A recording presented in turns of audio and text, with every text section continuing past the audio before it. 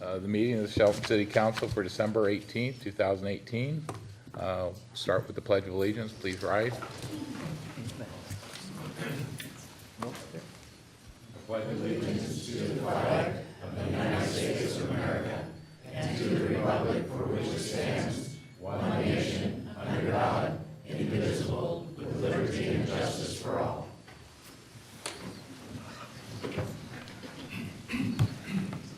Okay, now's the time for the council. Any agenda items we want to change? Anything in the consent agenda we want to discuss? Seeing none, agenda is accepted. Before I get to council report, it looks like there may be some public comment. Just want to address, we have general public comment in a little bit. Make sure Donna has a card, and it will also have comment on each business and action item individually. So make sure Donna has a card, specify if you're here for general comment or on one of the action or business items. Okay, so starting with council reports, and I'm going to start with Councilmember Schmidt tonight. Excellent. Good evening. Last week attended the MACECOM Legislative and Governing Board meeting. Nothing to report, as well as the Thursday. Help me out here. See, that's what happens when you put me last. No, I can't say. And everything else that they did too. Anywho, anyways, staff meetings during the week, and I'll kick it over to you. I apologize. That's okay. It's all right. Keep me thinking here. So, Kathy, go ahead. Last week, I attended the Employee Appreciation Luncheon, which was very encouraging to hear the department heads talk about their staff and how much they rely on and the good job they do. So that was a nice thing to attend. I attended the K-9 fundraiser where we painted wooden flags, and I did two. Needless to say, I only painted one. One person painted one for me, so we went home with two of those, which was a lot of fun. Monday, which was yesterday, I attended the Legislative Roundtable here. We met with Dan Griffey and Drew McEwen and talked about the upcoming budget for the state. And Thursday, I will be going on a tiny home tour to Olympia. That's my couple weeks. Deputy Mayor Peterson. Good evening, everyone. I've actually been under the weather, so I haven't been at too many things lately, but I did attend a very meaningful conversation with city staff and Mayor Rogers and a member of the shellfish industry regarding the potential closure in Hammersley Inlet. So that was a very interesting meeting. I look forward to next steps on that. Okay, thank you. Last week, I also attended the Employee Appreciation Luncheon, and that was a great time to hear reports from the directors. Also met with Commissioner-elect Sharon Trask with Deputy Mayor Peterson, just to get to know her and discuss some city issues. We'll be on a tiny homes tour on Thursday and attending an exit interview from the state auditor on Thursday also. So, Councilmember Krantz. You're good. Yes, I was also at the Employee Appreciation Lunch last week. My criminal justice board got canceled for tomorrow, so I will not be attending that. Other than any executive sessions, staff briefings, or whatever, I have nothing planned for the rest of this year. And so, Merry Christmas. Since our last meeting, I attended the retail business development on Tuesday the 4th, and our city meeting that night.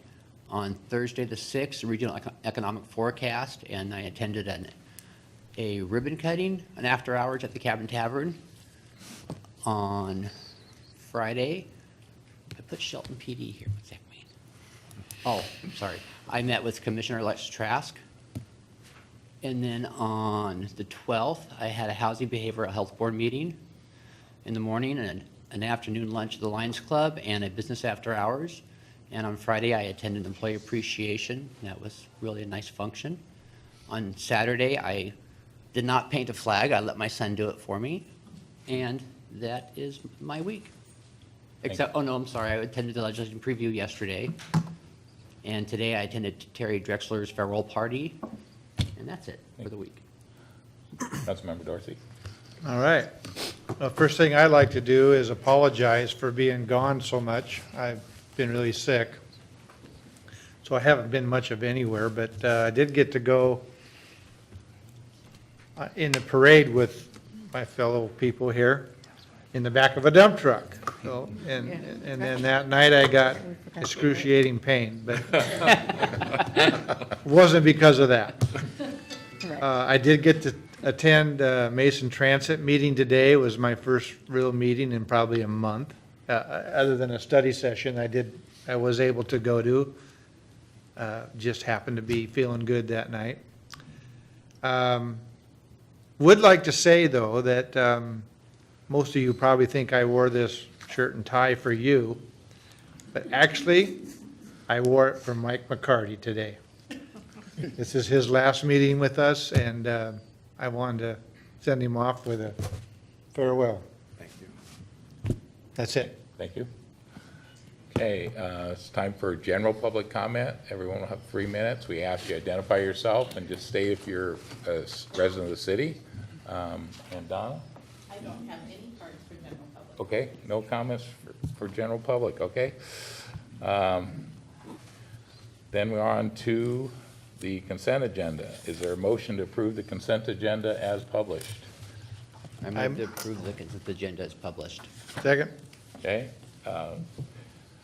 All those in favor? Is there any discussion? I guess can't be any discussion. All those in favor? Aye. Aye. Opposed? Thank you.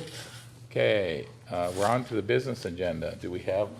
Yes. Okay, so our first business agenda, or our only one, is a fee schedule update from Director Gregory.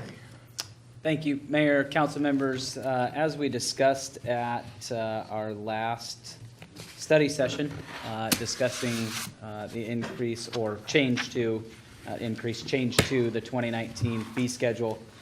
Just want to point out a few things before we start going through this fee schedule. We did add a few things for consideration to this that you did not see at the study session.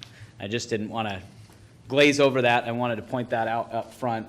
It was a reclaimed GFC that would be a new charge. We can discuss that later on as we get down to it. And also the meter charge, we wanted to vet that out a little more and didn't have time to do that before the study session. We originally had 2 bids for all of our meter sizes, going from 3/4 inch up to 8 inch for water meters. We went back out, we wanted to make sure we were getting accurate information, so we acquired 2 more bids, so we had 4 total bids, which may have changed up or down in that fee that's proposed. So just wanted to point those out before we actually get to them and discuss them, so we don't miss those as we get down through that. And I would leave it open to the council. Would you like to go down through this list once again and discuss all of them, or point out certain questions that we may have moving forward? Go ahead. Well, that's the 2 things which you mentioned is my questions and what I was looking at. I didn't see anywhere in here about the reclaimed water fee. Is there any paperwork in this? It's under the sewer section. Okay. It is under sewer. It is on page. It is on page 13, the bottom of page 13, highlighted in red. Yeah, oh, I see it down there, okay. Yeah, the question I had about this is primarily is, have we had a fee before? Are we reducing that fee? We have not had a fee before for water meters. It was a new proposal for not only the water section, but also the reclaim uses the same meters as water does to meter that consumption. So this would be a new fee for the reclaim. And then also, if you look at the top of page 14, a new reclaim general facilities charge. We don't have a lot of customers right now but really wanted to get out in front of this before we actually get there. And I guess maybe just a little clarification and backstory to this without having a full study for GFCs and sewer rates in general is looking at, we did just have an update that did not involve reclaim water. But what the proposal is right now is we are looking at going out for a rate study for stormwater. But really typically what cities have done, and we haven't typically done in the past, which I would like to start to get to the point of doing all of the rate studies at one time. Having all of them from sewer to water to stormwater all in 1 year, which not having the ability to actually go out and study this right now, we would look at in 2 years when we would take a look at all of our rate studies once again. And this is really only for where we've got the infrastructure already in the ground, right, up, kind of up there. That is correct. It's Yeah, only not- basically, Not coming in here and, yeah. correct. And It's basically so- north of the port property, because it goes, that reclaim line goes through the port property north out to 102 and then out to Corrections, out to Washington State Corrections. Okay, that question's on that. I'm satisfied with that. My hand's up. Oh, that's all right. I have a question on page 11, the pump station inspection fee of $500. How many employees does it take to inspect that pump station, and how long does it take?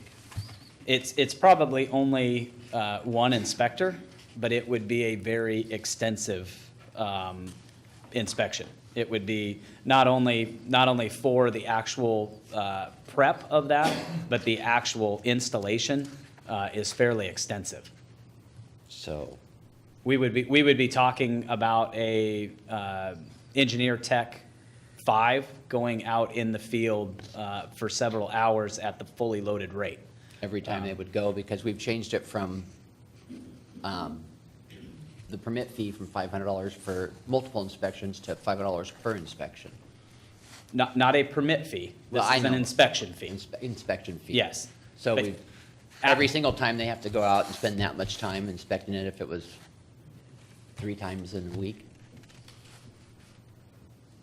We would hope after installation, normally those are either a skid mounted or they're installed completely. So we would hope that, and the thought here is that, and there's certainly, Mark and I have certainly talked about this, there's certainly some leeway within this. If this is something that we're going back out to because of they missed the position of a valve or a nut wasn't tightened down that we wanted to see later on, there's certainly some latitude there where we're not going to go back out and charge them, if anything, that full rate. And I think we've talked about that and come to a decision on that if it's something that's minor that we're going back out and it's simply a check, we're not going to charge the per trip fee. Now, if it is something that is just not done whatsoever, because we have been running into that, we are getting inspection calls right now for infiltration galleries. We're getting out to the job site. There's not even a hole in the ground for an infiltration gallery. That's really where this is coming from. If we start to see those repeat offenders, that we have that latitude to go ahead and charge that. It's not saying that we aren't going to have that discretionary value in there and say, we understand that maybe you missed a connection, you missed a certain aspect or element of the project that we're going to charge you to come back out. We're looking more at the repeat offenders that are having difficulties really understanding what the inspection is for and really wasting our time. That's it on that one. Anything else from the council before we get public comment? Yeah, I got more things too. Does Okay. anybody else got any questions? Page 9, I think it's a question for Mark. I may have missed this at the study session, so my apologies if that's the case, but there's been some increases to the pre-sub fees, the pre-sub meeting fees. Yeah. Can you talk a little bit about how we ended up at those figures or kind of where that came from, especially knowing that we really want to encourage multifamily housing right now, with housing shortages being as they are. Talk through that change. Well, there's a couple schools of thought, and with pre-submission conferences or pre-application conferences, sometimes what they're called, it's really the opportunity for the applicant for any development project to come in and meet with multiple disciplines within the city. So that's building, planning, public works with many utilities, including fire. So we've got 6 to 8 staff people, including our permit coordinator who managed that project, to sit down with them, provide them as much information so they can make a decision whether they're gonna move forward or not, or complete their application for their project. And it certainly doesn't capture all the costs, but at $100 or $150, we weren't coming close to capturing even a couple of those staff members' costs in there. So it was just an opportunity to get some equity with those meetings, but not charge the full amount. So as Jason Dose, our senior planner, often says, the $100 or the $150 is really a couple sheets of plywood, is what you might be saving by coming in and meeting with city staff and getting all the details and all the necessary code requirements up front before you even start your project. And it's fairly reasonable if you equate it as that, with a whatever, from a school district project to 20 million, or a house project that might be $100,000. It's really a lot of information that they can get up front so they can move cleanly through the project, and it might even save them on inspections and everything that we were talking about before. The people that don't take advantage of this, sometimes we're doing design by inspection. So it's call out for an inspection, provide the input to them so they can fix it or meet the code requirements, and call out for the inspections again. And we certainly want to do as much of that up front as we can and provide the service, but we certainly would like to recoup some of those costs associated with our budgets so we can continue those staffing levels. Thank you. I had a couple more questions here.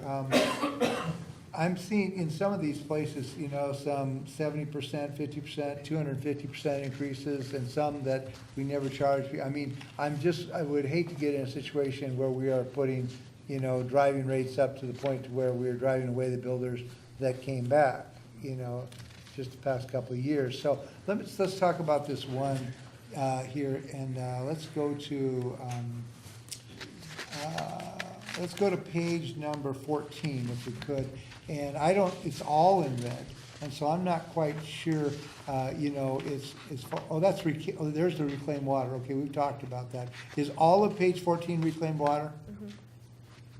No, just the top section is reclaimed water. Yeah, so And down- then you've got the water section just Very under good. that. So down below, I'm confused, I guess, and it's my fault here, but I know I paid for utility application fees for a 3/4 meter, 1-inch meter, and here it said no charge over here, and then down below it's come up with a different rate. And I guess I was confused because am I missing something? We always charge for like a application fee. But I see here it had no charge and it was X'd out. Those crossed out red sections Yeah. were the meter charge. That was what the city was incurring the cost to place a meter. So let's just say it's a single-family residence. We go out, they tap the main, they run the line, they have a meter setter there inside the box. The city that then would purchase a meter and actually go out and install that meter on that yoke.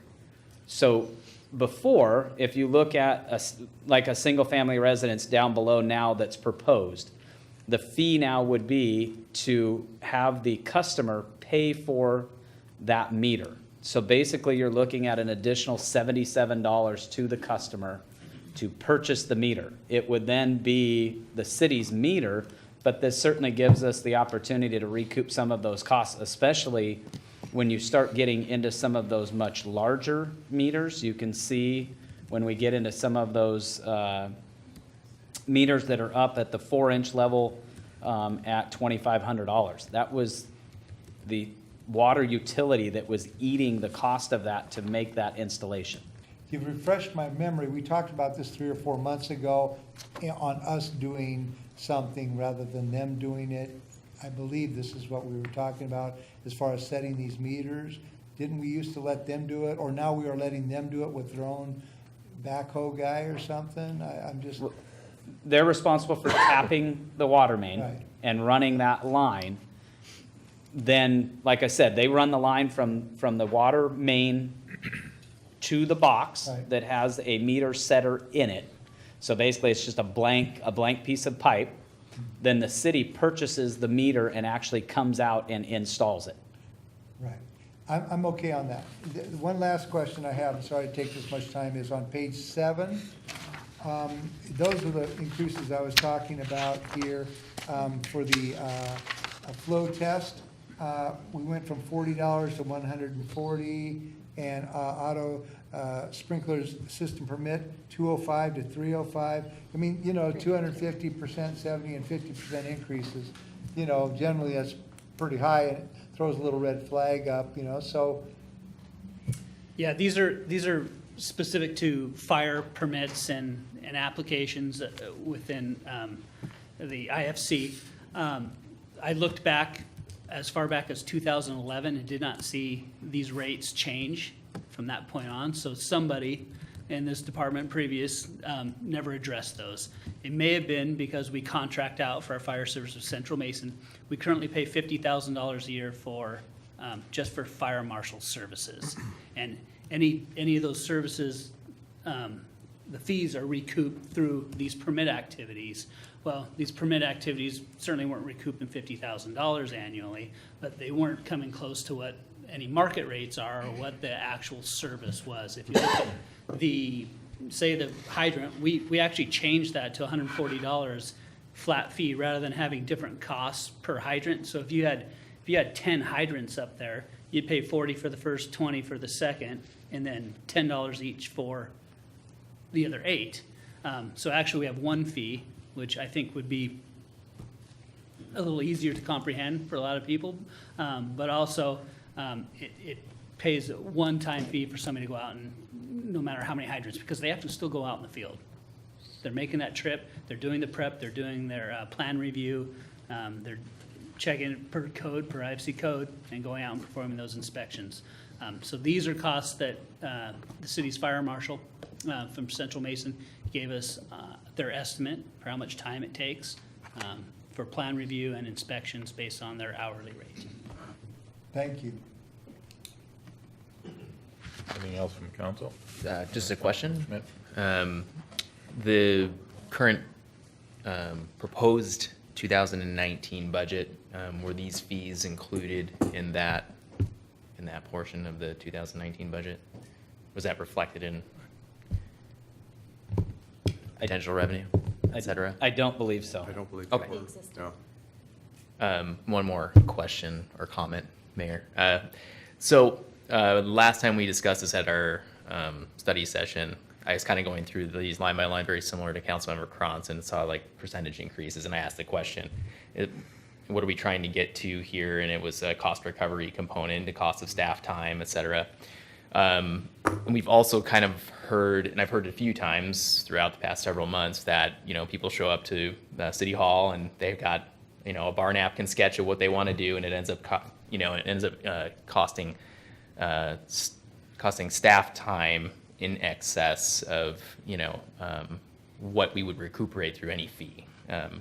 So I guess my comment or question would be, as we move forward, let's try to not solve that problem through raising fees or impacting them through fees, or maybe look into this into the next year as to how we can maybe better educate and make that process a little bit smoother, potentially. I don't know what that means exactly. I'm not a builder, but bringing in the right minds to kind of tackle that as to, how can we stop that from happening in the future versus just like jack it up to make them do their homework. But that being said, that's understanding there is still a need for the city to be able to conduct business and keep the lights on, so. Okay, thank you. Okay, public comment for, We This- have Aaron Hall. Hello. hi, Aaron. So Good afternoon, members of City Council. My name is Erin Hall. I'm here on behalf of Olympia Master Builders. Olympia Master Builders is a trade association that represents the building industry, specifically the residential building industry in Mason, Lewis, Thurston, Grays Harbor, and Pacific counties. We're here today to speak a little bit about the proposed fee increases tonight. And so first and foremost, I want to thank your staff for meeting with me earlier this month and going through the proposal in a little bit more detail. It really helped us understand where you guys were coming from. As you move forward with this process, we really encourage you to look not only at the cost recovery that you need in terms of staffing needs, but also to take a look at some comparables around the region and make sure that Shelton is continuing to position itself in a way that it is an attractive community that will allow for development and allow people to come in and really feel welcome and as though they're included. Most notably, we would recommend that you take a look at both Lacey and Chehalis. There are some pretty interesting disparities between some of the line items presented to you tonight and how those cities go about modeling their fee structure. Very notably from that is the pre-submission conference. Both cities have decided not to charge for that kind of activity because they recognize the value that they get by welcoming new development into the city and the value that they get in terms of saved staff time by having that one singular meeting that takes care of problems ahead of time rather than having to go back in and retroactively take care of them. Beyond that, the number I really want to drive home to you tonight is $675, which is the total cost that we anticipate will see rise in the construction of single-family homes. Now, that number by itself doesn't sound like a terribly large number, but from data that we have around the region in terms of requirements for lenders, for mortgage brokers, for down payments necessary for people to acquire a new house, we know that for about every $1,000 in the region, about 150 households are priced out of being able to purchase a new home. So with that $675, we can really conservatively estimate for Shelton that we're looking at about 50 or 60 households that won't be able to acquire a new family home. And that's really important because a house is far more than just the foundation and the roof. It's a place where people raise their children, where they get together and have family meals. It brings a lot of value to the community to have increased residential construction and the benefits that come out of that socially and collectively as a community. So please keep that in mind as you consider moving forward. Thank you. Thank you very much, Erin. Anyone else for that? Okay. So, any additional comments from council? I'd like to see some comparisons before we raise the rates, but just one. I don't feel we have to do this in January 2nd. I would propose that we go back and see the comparisons and address the questions that were brought up by this lady. I do know that many years ago, for 10 years, we're building 2 homes a year. And then all of a sudden, we lowered our rates, and guess what? We started building houses. $675 per new home, single-family home is a lot of money. And I'm not against what staff has done. They're trying to do their job, and they're trying to provide a service and do what they need to do. But I don't think there's a huge rush on this, and I would definitely think that I would like to see the comparisons, especially in the cities that are kind of surrounding us. We are still trying to encourage affordable housing and at an affordable price, and so my suggestion would be that we take a look at the comps on this again and not rush this decision. Okay, before we have any more discussion, I'll ask Craig, is there an issue if the council decided to delay to the 16th? No, absolutely not. Okay. Okay, with that said, I would ask for clarification, if you don't mind. Absolutely. Is it comparisons on the proposed increases, or is there anything beyond that? Or across the board. As far as the fee schedule, do you want to see comparisons on our existing building permits that we're not proposing increases on today? Anything in addition that is in this fee schedule? Because that certainly would take some time and may not be able to prepare it by the Wednesday deadline for our next council meeting on the 16th. And I'm going to go back, maybe to pitch this back to Mike and just maybe suggest another study session. If we're talking about actually discussing comparables, would that be the proper place to do that instead of maybe at another council meeting? I defer to the council because I won't be here, but But if I were to be here, I'd say yes. Okay. And I'm fine with You're invited. City Brand What do comparison. we have? Nice Yeah, I think that would be a discussion maybe even. Whenever it's available next. Okay, so we'll move it to the next study session? 26. No, not the 26th, That's the day after Christmas. which would be the 9th, I believe. I think one the question, the excuse me. I think one question we've had is comparables.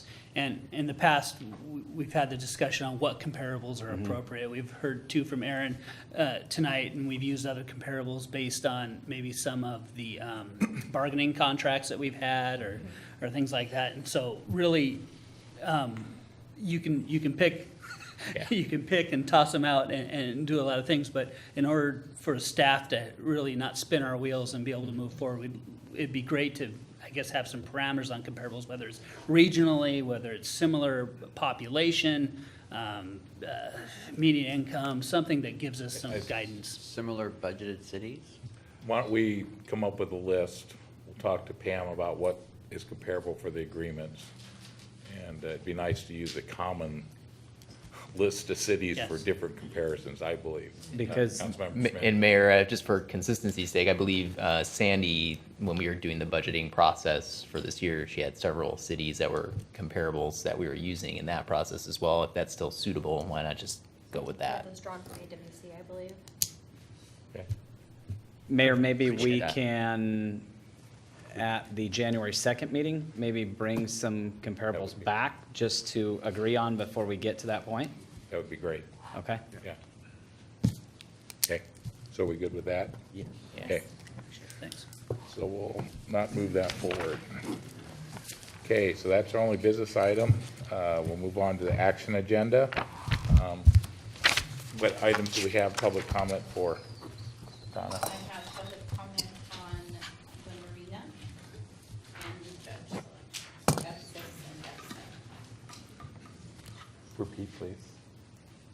The marina Okay, and the judge selection. okay, thank you. Okay, our first action item is, it's filling the interim, or not filling, but appointing an interim city manager. Mike Bacardi's leaving at the end of the month to continue his retirement. And I want to thank Mike for all his efforts. But the council has discussed, and I think we're going to appoint Chief Moody as interim city manager for the 2 weeks from January 1st through January 14th. I'm assuming he's still willing. Not if you keep adding meetings and study sessions. So could we have a motion for that, and then we'll have some discussion? I move to appoint Chief Moody for the interim city manager from January 1st till the 14th. Is that right? Is it the 13th, because Jeff starts on the Second. 14th? Huh? Isn't it the 13th, because Jeff starts on the 14th? So January 1st through 13th. Okay, 13th. January 1st. Okay, we have a second discussion. Okay, all in favor? Aye. Opposed? Okay. Congratulations, Chief Moody. You're it. Okay, and the next action item is to Craig Gregory for discussion of a contract amendment. So as we discussed a couple of weeks ago, council members, just bringing forward the change or amendment to the water comp plan contract with Carollo Engineering. It was something that originally we tried to do some cost savings on, take some elements on with staff, and with knowing that we have lost an associate engineer and not been able to backfill that to this point, we are requesting to not only backfill with the consultant to perform those duties, but also extend the contract as well to be able to fulfill and complete the water comp plan. Okay. Have a motion? I move to approve contract amendment number 2 with Corallo Engineers, excuse me, and authorize the mayor to sign the amendment. Okay. Okay, discussion? I'm in favor of it. Okay, hearing none. We have a motion and a second to approve contract amendment number 2 with Corello Engineers and authorize the mayor to sign the amendment. All in favor? Aye. Opposed? Okay, next action item, back to Director Gregory. He's going to share information about 2 TIB grants. Again, as previously discussed, the award of 2 Transportation Improvement Board grants, both in the pavement preservation and the sidewalks program, totaling just over $760,000, and just need official acceptance of both of those grants to move forward. We will be bringing back in the weeks to come a contract to start design work for that overall project. Thank you, Craig. Do we have a motion? I move to accept the TIB grants and authorize the city manager to sign the fuel tax grant agreements and the Public Works Director and Finance Director to sign the project funding status forms. I'll second that. Okay, discussion or questions from the council? Just compliments to staff again on negotiating phenomenal funding sources for these projects. I love it when I read things like, this grant will cover 91%, this other grant will cover 40%, remaining funds to be obtained through X, Y, and Z. Thank you very much, Craig, for your hard work in this area.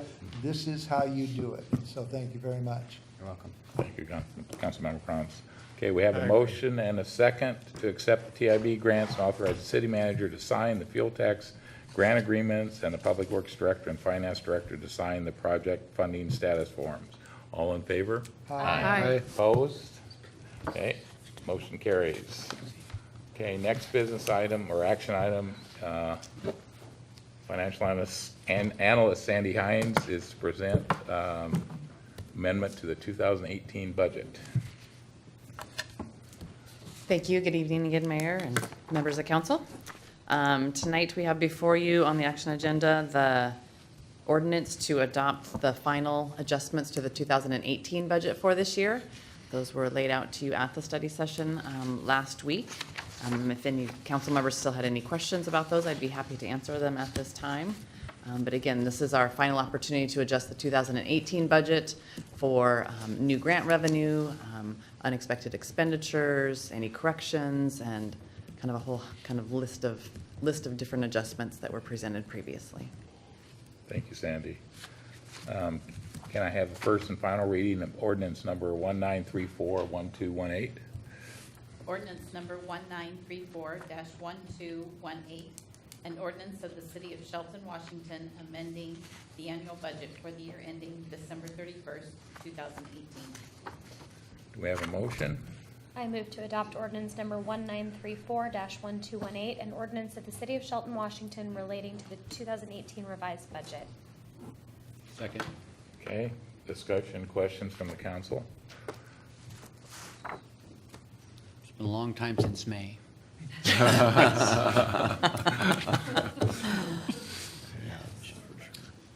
All right, hearing no other comments, we have a motion and a second to adopt ordinance number 1934-1218, an ordinance of the City of Shelton, Washington relating to the 2018 revised budget. All in favor? Aye. Opposed? Okay, motion passes. Next, back to Sandy for an ordinance about the 2019 budget. Thank you. Our second budget item for the evening, dealing with 2019. And we'll have a short presentation for you tonight. Where did mine go? There's. We'll have that up in just a second. There we go. Oh, yeah. Sorry.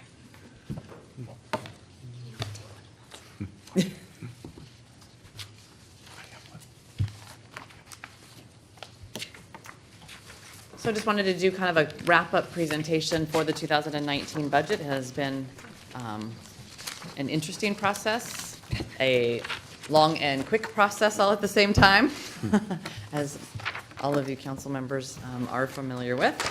So I just thought I'd go through a little bit of our process and some of the highlights and talk about that before we get to the reading of the ordinance. So our process started internally back in August with the departments, kicking that off to the departments and asking them for their 2018 year-end estimates on revenue and expenditures, as well as their 2019 projections and new requests for services and programs and staffing for 2019. And that was a good process, working with the departments. From my understanding, it was more involvement than maybe some of the departments have had in the past. So they were happy to work with finance to be able to present their projections and their case for new requests. And so internally, that was a good process. We began a series of budget retreats with the council on August 31st. We ended up having 4 of those, so those ran through September up until the 21st.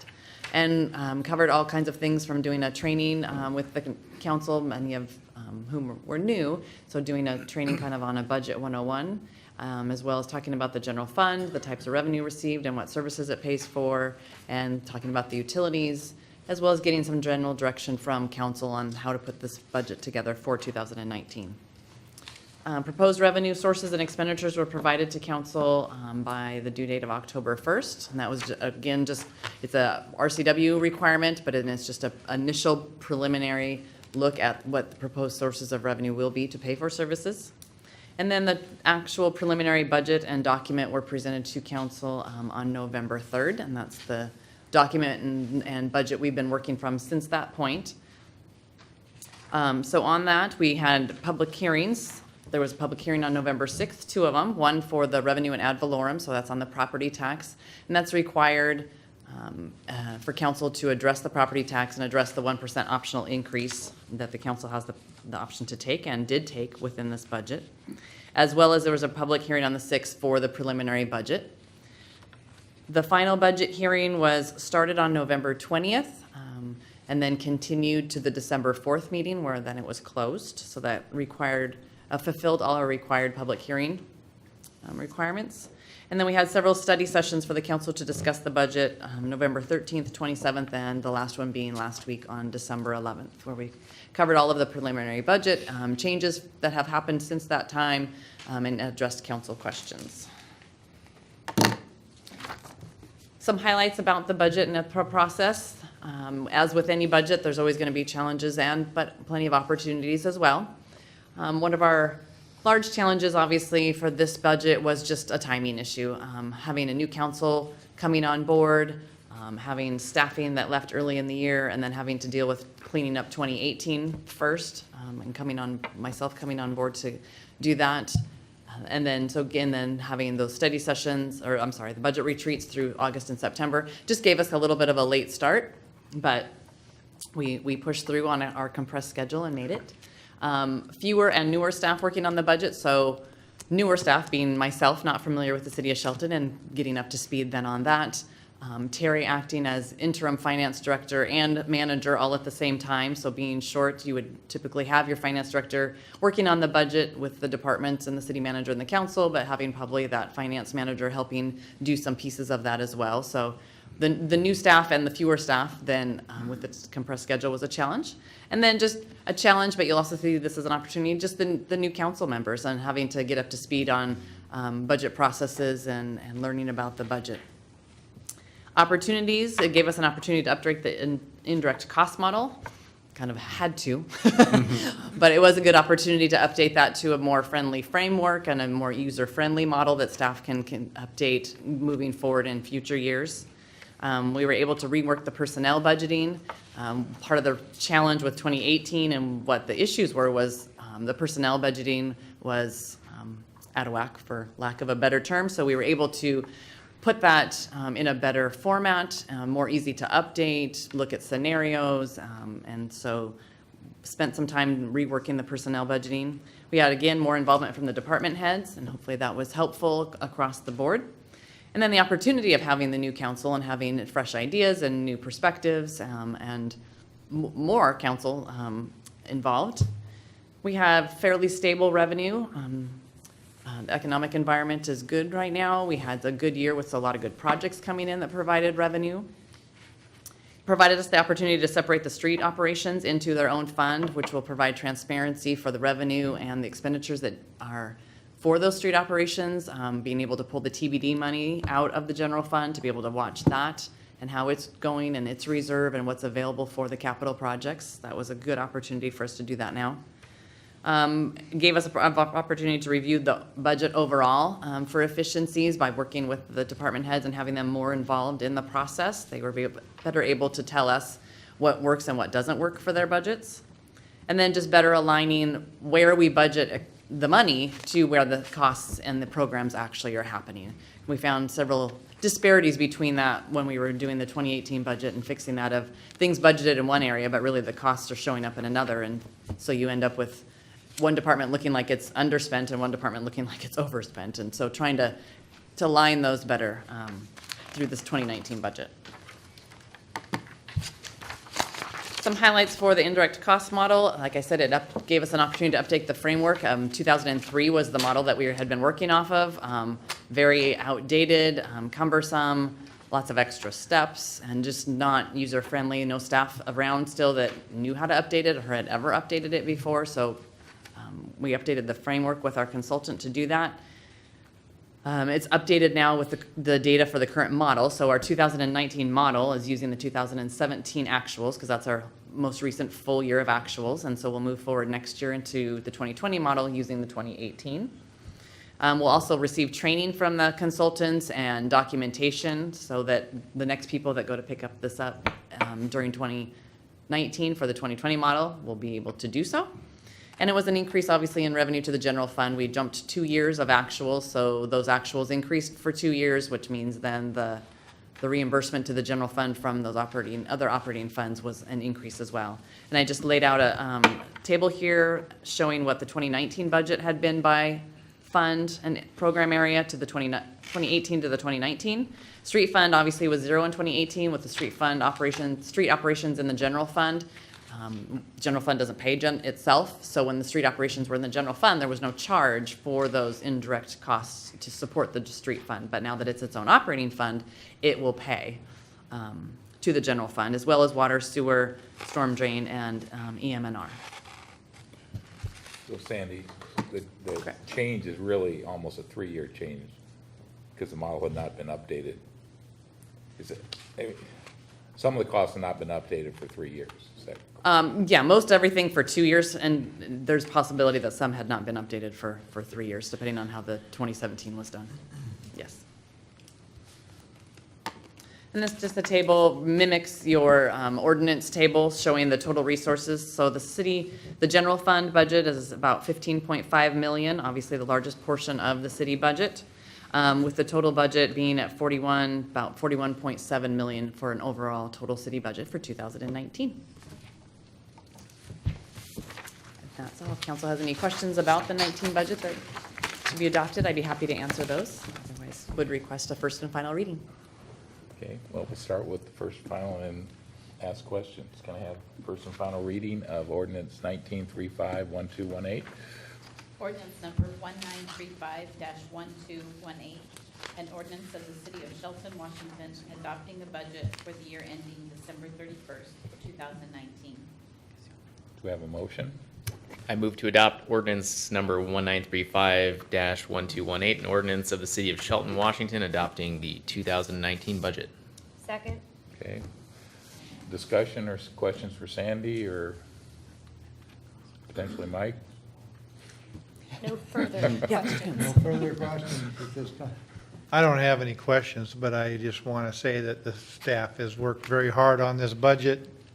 We've worked hard on it too, but Sandy and Terry and Mike, I applaud you. Thank you. Okay. We have a motion and a second to adopt the ordinance 1934, excuse me, wrong one. We have a motion and a second to adopt ordinance 1935-1218, an ordinance of the City of Shelton, Washington, adopting the 2019 budget. All in favor? Aye. Opposed? Thank you. Okay, next order of business is Community Director Mark Ziegler is going to share some information about the Oakland Bay Marina. Thank you, Mayor, council members. I don't know, fourth or fifth time I think I've had this in front of you. So first and foremost, I'd really like to thank the members of the Shelton Yacht Club, the Port of Shelton, our attorney, John Collins, in working through this project in order to bring this to you tonight. There is some time sensitivity to this, as the Port of Shelton has declared the marina surplus, and their intent was to have this wrapped up by the end of the year, and the potential that we may not have a marina at Oakland Bay would be a prospect after the first of the year. So I appreciate you working with us through this process. I'm bringing you tonight a lease agreement and a quitclaim reversionary of interest agreement with the Shelton Yacht Club. I'll start with the easy one first, and that's the quitclaim reversionary interest. As you remember, there were 17 parcels that were deeded to the Port of Shelton back in 1950, with the port declaring that those parcels surplus, essentially their operation surplus. Those deeds would revert back to the city of Shelton ownership. They are all tideland lots, not contiguous with uplands, and really present little value to the city of Shelton. In fact, most likely some liability risk and costs associated with bringing those back on in city ownership. So in order to, the original quitclaim deed allowed the port to assign those to the Shelton Yacht Club only. There was one entity they could assign these parcels to. So tonight, the quitclaim reversionary interest is with the Shelton Yacht Club to quitclaim those 17 parcels to them for their operations, future operations at Oakland Bay Marina. The other document I'm bringing to you today is the lease agreement for the rights-of-ways. There are 4 rights-of-ways within the tideline areas, within the Shelton Marina or Oakland Bay Marina proper. There's Laurel Street, there's an alley, Spruce Street, and Pine Street. Per RCW, the state wants the city to consider public access, primarily with any rights-of-ways that abut or within bodies of water. So tonight we're bringing to you this lease that would promote public access in cooperation with the Shelton Yacht Club. If you will see, I think the issue that was most discussed was on page 3, paragraph 3, which is rent. And so going back and forth with the yacht club, as well as the council and information that we received, originally public access was much broader than what was discussed here, for the purpose of charging fees, I guess. And one of the things that came to light really is that the Port of Shelton currently charges fees for moorage at their guest dock.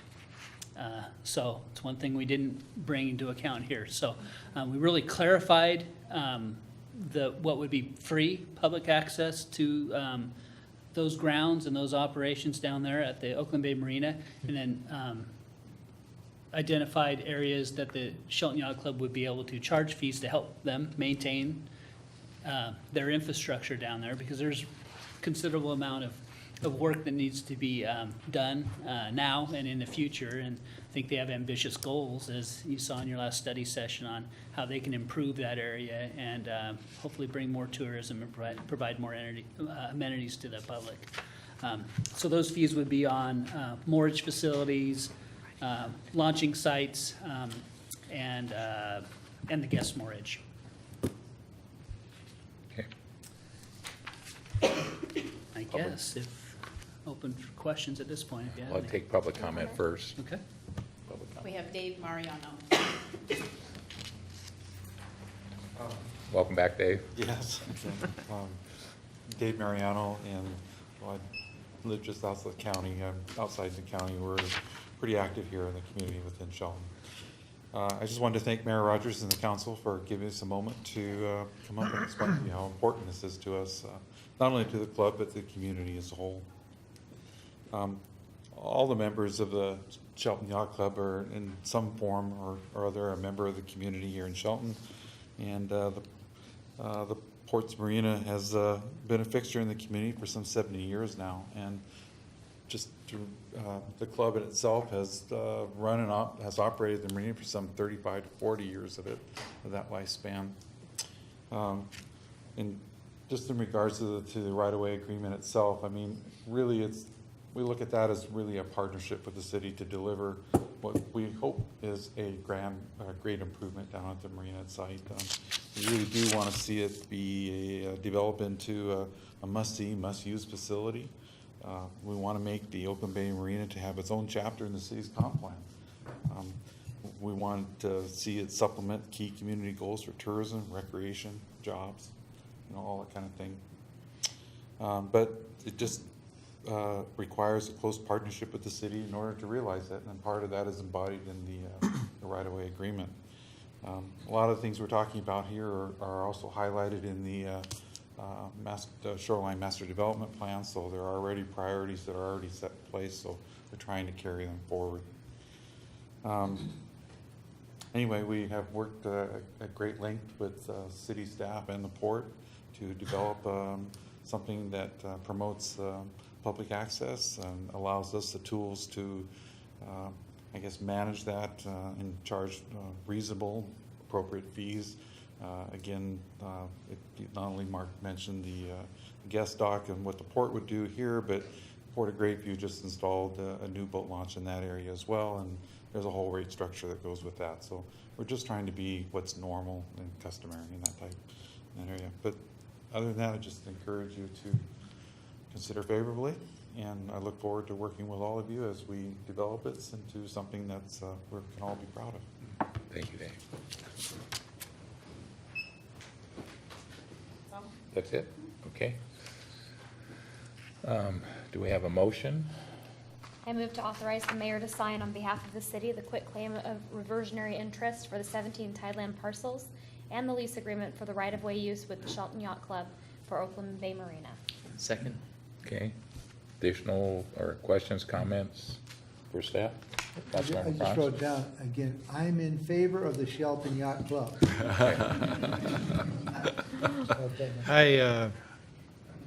I have worked on a lot of boats down at the yacht club. Mr. Burns is over here. Big fan of the yacht club.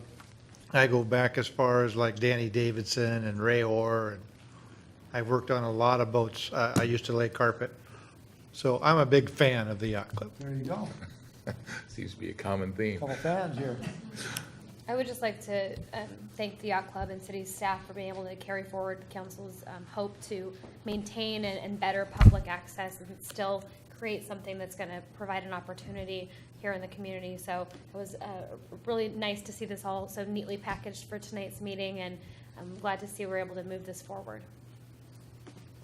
And question for Mark, maybe for John.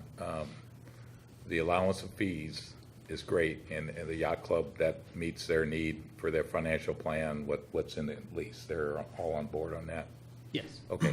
Yeah, and if I could just kind of make a shout out, I guess, to Rob Johnson, who's the attorney for the yacht club. He's been really great to work with, and I think after the last study session, he was very accommodating and did a lot of work on this lease, and I think we came up with a definition of public access that I think both protects the city's interest in making sure that there is free public access, but that they're still able to charge fees for certain things. And so I think getting that compromise is really key.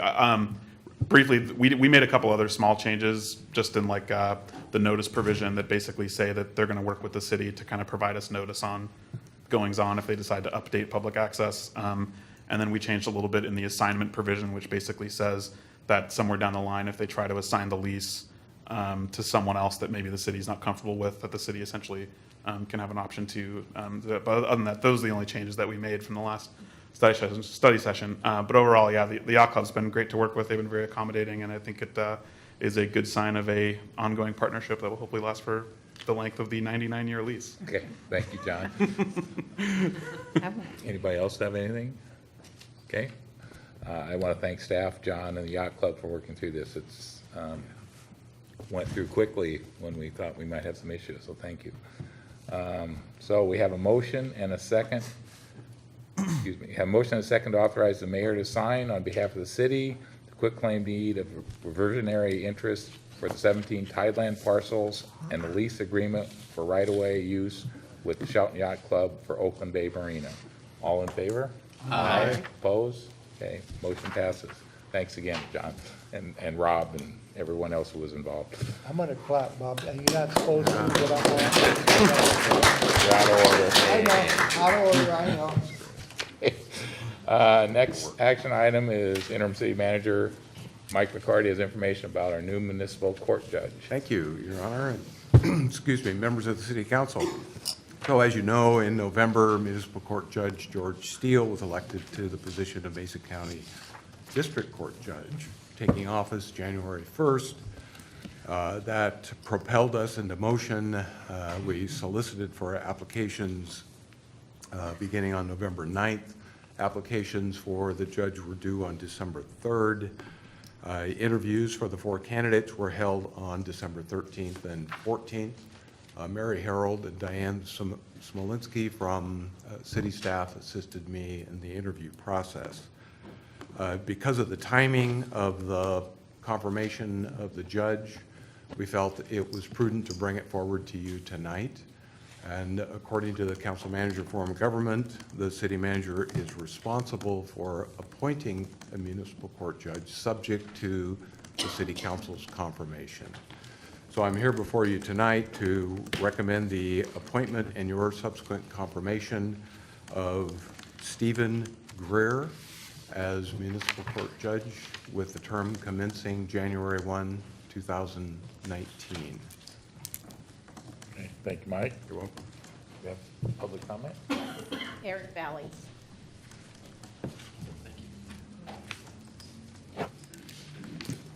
Hi, Mike. Eric. I've known Mike since, I'm going to guess I was a freshman in college, but since his first year here. So I was a candidate for this position. I was a candidate for Mason County District Court Judge, and Judge Steele beat me with 47.5% of the vote, and I received 42.5%. Those are rough numbers, but that's what it was. So I have prepared comments, and they start with, I met with Commissioner-elect Sharon Trask today at the retirement party for County Commissioner Jeffries, and then I went and saw Karen Herr at her retirement party. I was at the Christmas tree lighting. I was at the Christmas parade. I was at the open houses for both of the city managers. What I'm asking you to do, I'll let the cat out of the bag. I'm asking you to, well, I'll stick with my prepared notes. Number 2 on my list of points is that Commissioner Dorsey certainly does look good this evening. And that leads right to number 3, which I let out of the bag at the beginning when I said I've known Mr. McCarty since his first year here. So I guess here is where my main point, and I'm looking at the clock, comes. I'm asking you to send Mike off. I'm asking that his last official act not be to appoint Stephen Greer, who is from Kitsap County and doesn't know this county and doesn't know this city. And I'm not trying, this is not sour grapes. I'm here speaking for the good of the order. Mr. Greer got 15% of the vote in the primary election. I spent 8 years campaigning, 8 months, 6 solid, 7.5 campaigning. I have personal relationships with I don't believe I'm overstating it, with literally all of the board members. I've had offices in downtown Shelton for 1998, for 20 years, since 1998. That's point number 4. Point number 5 is my community ties. I won't go into my resume. That was part of the application process. I don't know who the other candidates were, but I do know how the interview process went.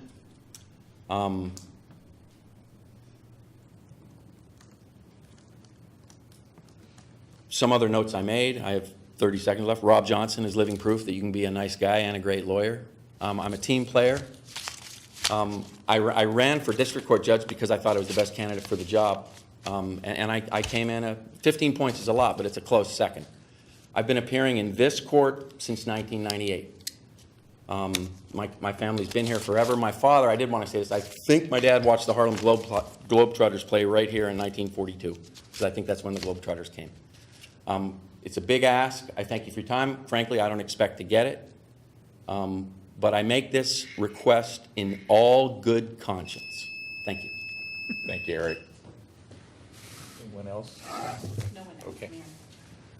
Okay. Do I have a motion on this?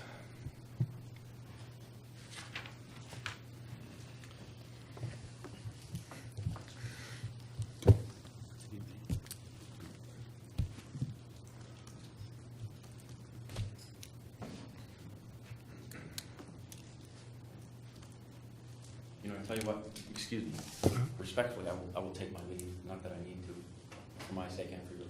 Thank you. Thanks. Is there a motion listed? So we just need a motion for confirmation, correct? Yes. I move to confirm the appointment of Shelton Municipal Court Judge per the appointment recommendation of interim city manager Mike McCarty. Second. Okay, we have a motion second. A discussion? Here. Thank you, Mike. I know that probably wasn't easy. Thank you. Okay, hearing no further discussion, we have a motion and a second to confirm the appointment of the Shelton Municipal Court Judge per appointment recommendation by interim city manager Mike McCarty. Those in favor? Aye. Opposed? Okay, thanks, everyone.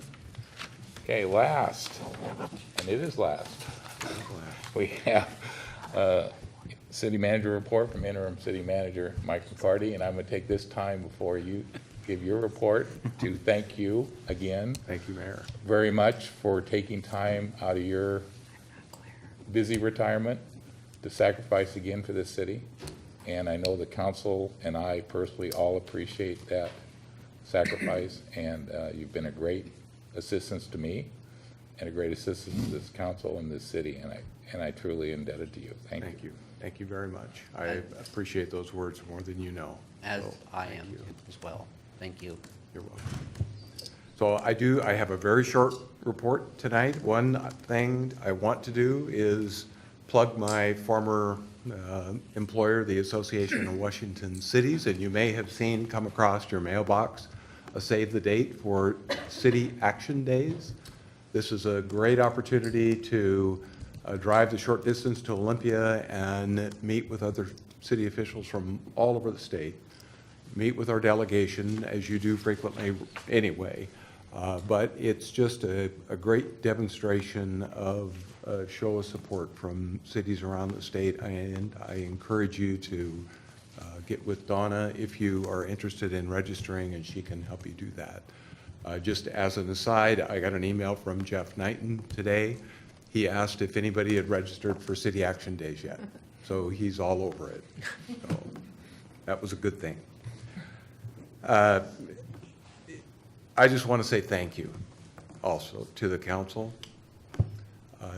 You have a great opportunity to propel this city forward in ways that I think have never really been here before.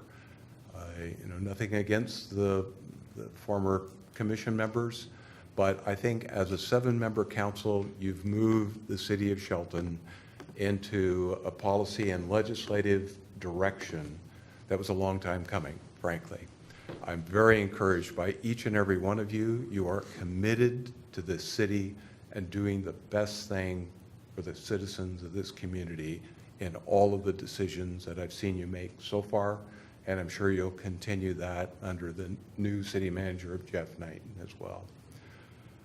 I also want to say thank you to the department heads, Craig, Mark, Darren, Terry, Pam, thank you very much for also coming out of retirement and filling in as interim HR director. Diane, where did she go? She was there. Donna as interim city clerk, and I'll talk about her in just a second. And Two, want to especially thank the support of John Collins and Kathleen Haggard, your city attorneys. They are outstanding municipal attorneys, and what direction you choose to go in the future with regards to the continuing of the contract with them or other legal opportunities, that will be a call that Jeff will be able to make. It's not on my hot button list, however. I think that right now you're well served by John and Kathleen. City Clerk, I had fully expected to make a decision on the city clerk position. We had interviews, about a month ago now? December 4th. Thank you. Thank you, Donna, for keeping me on the straight and narrow. On December 4th, we had interviews. We interviewed 5 candidates, and we had, frankly, 5 pretty strong candidates. The interview panel, we narrowed that down to 2 candidates. And subsequently, I talked with Jeff Knighton, and I explained to him where we were and the quality of the candidates that we had on the table, one of whom is Donna Nald. And so back and forth conversations, ultimately Jeff asked if he could make that call. And I felt that it was only fair to him. The clerk's position works very, very closely with the city manager. And I think that it is important for Jeff to have the opportunity to get to know Donna a little better, to interview the second candidate as well, and for him to make that city clerk appointment. So sorry, Donna. It's okay. She shed some tears in my office the other day, so she knows. So thank you. But I do want to especially call out Donna. She has been incredibly helpful to me as you know, just figuring out where the pencil sharpener is. You know, just the little things that she knows about. And I also want to make mention of another staff person that I think has really stepped up to the plate, and that's Mary Harold, confidential assistant in HR. And I know that Pam feels very strongly about the support that Mary has given to her as well. So I guess to sum it up, I wish I could mention every single staff person in the city, but you have a great staff here. You have a great staff here. And with the addition of Jeff and a future new finance director, which that position is currently being advertised, applications are due the end of the month, I fully expect you're going to have a great leadership team that will be able to work with the council and all the department heads as we move forward. So thank you again for the opportunity. It's been great. I am ready to go back to shorts and flip-flops, regardless that it's wintertime. So, thank you. Thank you very much, Mike. Okay. Further business? Items of discussion, Councilman Well, Cranch? I just wanted to throw 2 cents in here. It's been quite a hectic year for all of us. Big change for the city of Shelton, moving from a 3-person commission to a 7-person council. And Mike's been talking about this for about 20 years or so. And, you know, so the thing about it is I want everybody to recognize that without the leadership of Bob stepping into this situation, it takes a special kind of person that can come in amongst all these brats and get this thing kind of settled in there and work with the city manager and coming out of where we did in this past few months and stuff. You deserve a lot of credit, because I know 6.5 years, that is the hot seat. That can be a very difficult place to sit. And so I think Bob needs a lot of kudos, a lot of respect, and I thank you very much, Bob, for stepping in and being our mayor, okay? Thank you. Further comments, discussion? I personally want to thank Mike. I've known Mike for many Long years, time. long time. Yeah. Highest respect. Each time we thought that he could come and help us, it wasn't his time. The last time was his time. And we just appreciate you immensely. And your wife. Thank you. Yes, thank you. Yeah, she gave me permission to do that. Yes. Yeah. It always is better when the wife gives you permission, That's right? exactly right. Well, thank you very much. Happy We wife, appreciate happy life. it. Yes. Isn't that true? Anything else? All right. Our next meeting will be on Tuesday, January 2nd, due to the holiday on January 1st. No, excuse me. Wednesday, January 2nd, 2019 at 6 PM. This meeting's adjourned.